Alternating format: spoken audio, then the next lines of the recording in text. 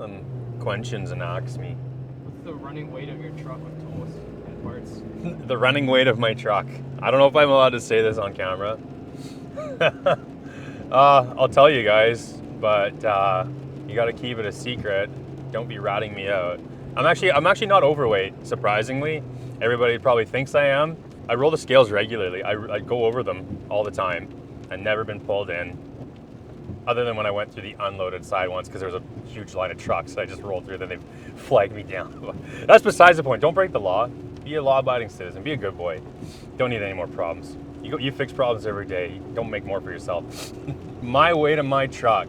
Last time I hit the scale, I think it was like 94 or 9,300 roughly kilos. That's kilograms.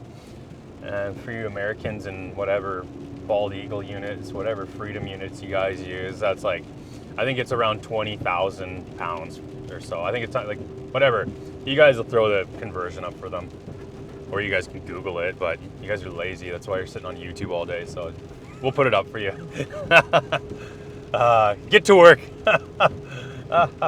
No, it's about 20,000 pounds, give or take. You know, it really depends. If I got a full service, I'm fully loaded, all pails of oil, I might even be pushing 94. I think I'm insured for 95-ish and change. I can't remember, but I'm always under my insured and my legal. Like just barely, but I'm always legal. Barely legal, but always legal.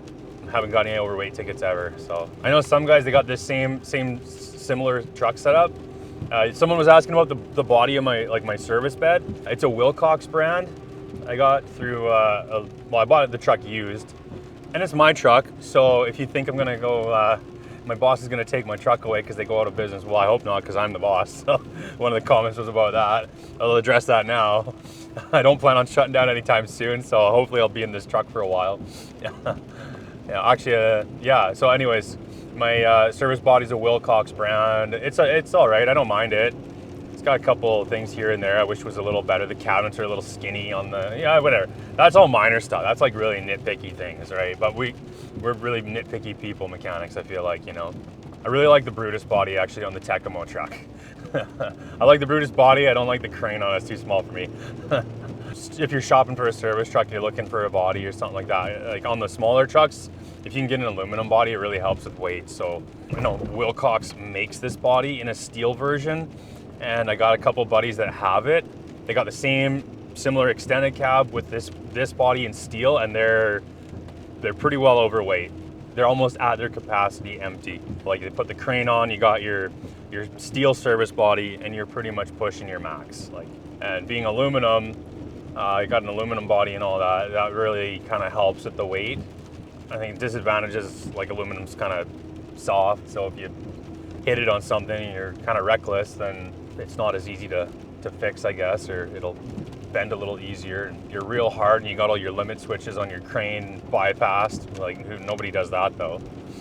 Then you know, you might start tweaking your service body, right, your crane tower, but the crane tower is reinforced with steel, but it's probably not as strong as like an all steel body that's reinforced for a crane.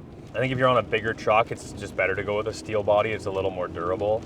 You know, I'm looking at possibly upgrading to a Freightliner or something a little bigger next year in the new year. So I'll be going with a steel body for that truck and a bigger crane. Someone commented that I need a bigger truck. I know. We always need a bigger truck. It's like when you're in the shop, you always want a bigger toolbox. The only difference is my toolbox has a diesel engine and a crane on it. There's no way I'd spend the kind of money some of these guys do on their Snap-on boxes, man. Thing doesn't even have an engine in it. 60 grand for these giant setups, man, the Mr. Bigs and stuff. No thanks.